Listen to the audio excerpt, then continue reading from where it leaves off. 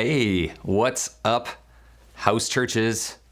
I said what's up because it's up week. See, if it was down week, I would have said, let's get down, house churches. Or if it was party week, well, you get the gist. I should shut up.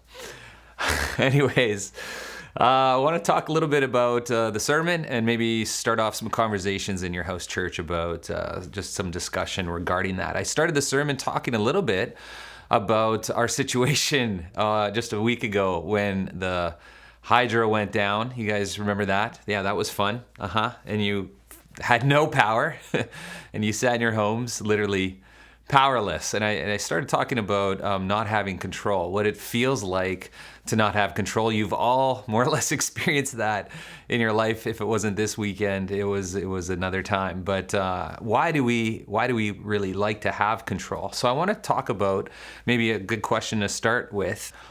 Why do I need to have control? And what are some things in my life that I need to protect and control?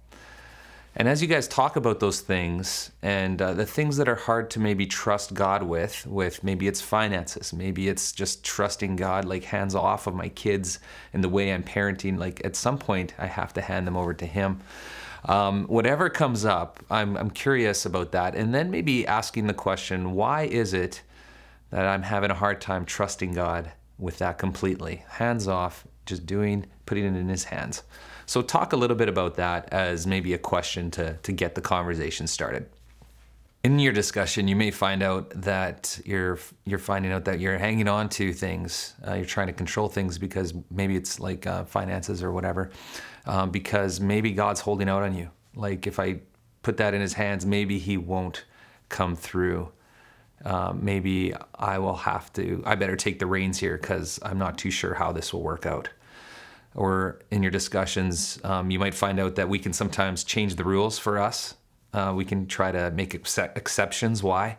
We don't have to fully obey God when He's asked us to do things. We can have reasons in our finances, be like, when we sell that, then we're really going to give, or like we can kind of change things and make it fit for us. And so you might discover some ways we protect ourselves, and I'm excited about that. As I was contemplating that myself, a little light bulb went on, and it happened in the story of the fishes of the loaves for me. It happened when they looked at the large need of feeding the many, and they only had a little bit. They only had a few loaves there, and they had to actually take those loaves and give them to Jesus. And so they're taking it out of their own hands and they're putting it into His hands. But what I found was interesting is that when you put something into His hands, He doesn't take it and walk away. When you put stuff into His hands, He blesses it and puts it back into your hands. And that's what He did in the story. He took the loaves from the disciples, He blessed it, and then He placed it back in their hands.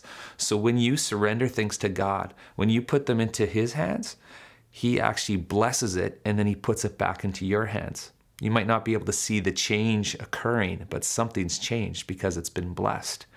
And the second thing of the light bulb for me was the real miracle.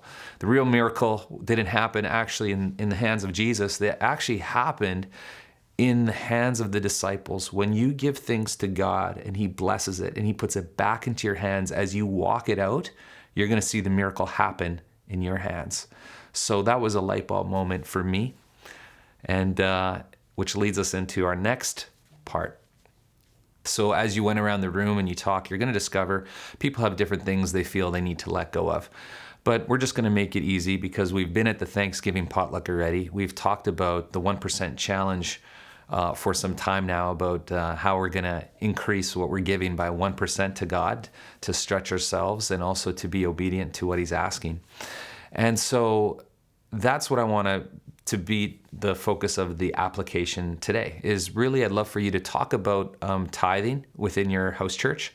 I'd like for your, people who've tithed to share blessing stories of where God has been faithful and where you see His faithfulness as you hand things over to Him. And I also want to talk about within your group even just some own personal struggles that you have with tithing and with even just giving the financial stuff to God.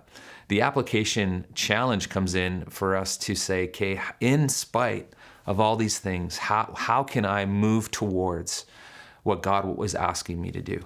And so I want you guys to really have a prayerful conversation of support and encouragement that helps leading all of us into a greater level of surrender and discovering maybe some hangups that we might have, and just speaking truth and hope that maybe when you hand things over to God, you might not see any change.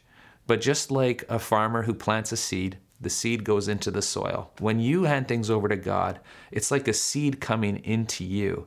And you can't see any changes at first. The seed is underneath the soil. But how does faith grow? Faith grows first from a seed. And then as you believe the seed's there, you believe it, you can't see any changes. You see a blade of grass pop up. And then you're like, wow, there, it's happening there. And then your eyes start watching for the blessings. And then you see the stem. And then you see the head of the plant harvest. And you get to see the whole thing. See, a lot of times we think faith happens immediately, but faith actually happens in a process of us protecting the seed and watching for God's goodness and faithfulness to occur. So for some of us, we just haven't really had God to give him a chance to plant a seed. So to have a discussion about what that might look like for you and how you can step further into these challenges of giving 1% more of what you are. Grace and peace. Thanks so much for watching this, and have a blessed time together.